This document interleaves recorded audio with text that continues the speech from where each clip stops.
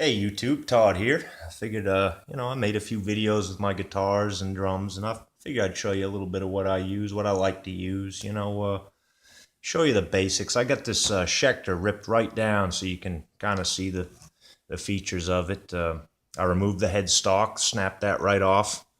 I did that when I purchased the guitar. It's the first thing I do, snap the headstocks right off my guitars. The last time I snapped it on the concrete floor, it kind of splintered a little bit, so I don't recommend that. You may even want to saw it off somehow. Use a circular saw or chop saw, whatever you got kicking around.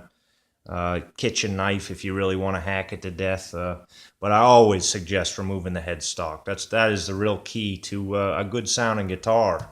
Because they just don't make these things right. So as you can see here, I've got my Schecter. I've got it ripped down. It's got the inlays are kind of neat.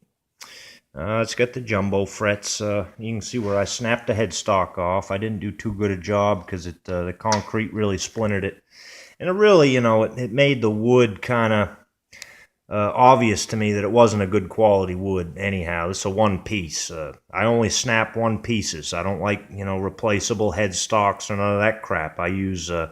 Make sure it's a one-piece guitar. That way when you snap the headstock off, it just gives it, when you put it back on, it gives it really a nice detuned sound. But anyway, without further ado, we'll go over this baby.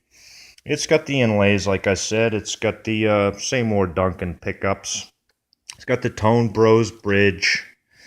It's all right.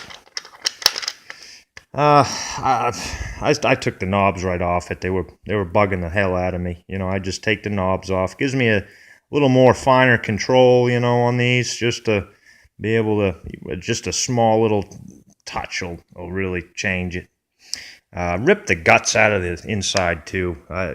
This cover plate just pissed me off. It scratched up a lot, and I just said to hell with it. So I just took it off, put some tape over it, no biggie. I like to leave a little bit of an air gap in here, the pickups are pretty hot, they say, so I want to make sure it's got a place where the heat can come out, because if you don't have a proper vent, and they always put these stupid fucking plastic plates on them, I've had them melt and warp on me, so the easiest thing is just to take it off, put a little tape on it. That way you get, you got room for the heat in there for them hot pickups to breathe out of there, And I just put a piece of tape here because I just liked it. It's pretty decent. Of course, I changed out the regular, strap. I put on some strap locks. It works good swinging around. You want to smash it into something. It works good. But anyway, that's that guitar. My battery's low on my phone, of course. I'm probably going to have to smash it into the floor, see if I can get the battery to work better. Well, let's move on to the acoustic here. This is a Conn guitar. This is made by Yamaha, I believe. It's a great sounding guitar.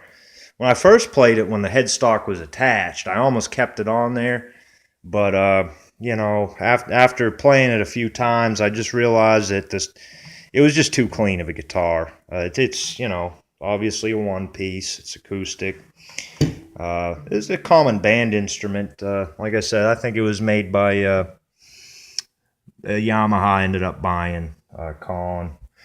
But here I snapped the headstock off a little better. It's actually hard to see where I snapped it off. I just took my hands and just gave it put one elbow on this headstock, and if you reach right here on the base of it, and then you kind of leverage your elbow on it, you can snap it a lot cleaner. It works better that way. And you can see I like to use a C-clamp.